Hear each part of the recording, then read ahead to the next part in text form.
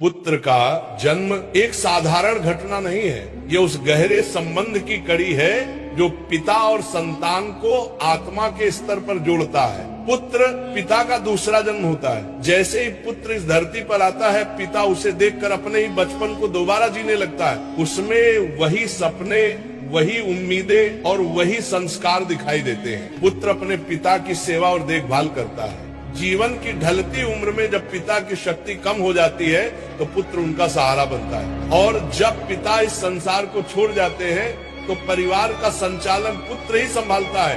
पुत्र वंश को आगे बढ़ाता है। जन्म और मृत्यु का चक्र इसी से चलता है। पुत्र अपने पिता के नाम और परंपराओं को जीवित रखता है ताकि परिवार की जड़ें कभी सूख न जाए। पुत्र का सबसे बड़ा कर्तव्य माता पिता की सेवा करना है।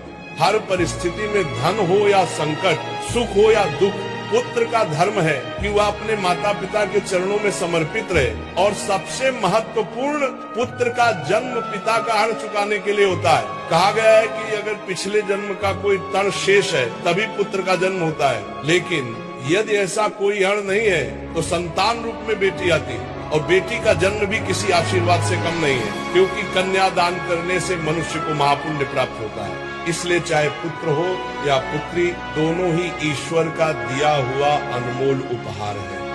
पुत्र का जन्म एक साधारण घटना नहीं है।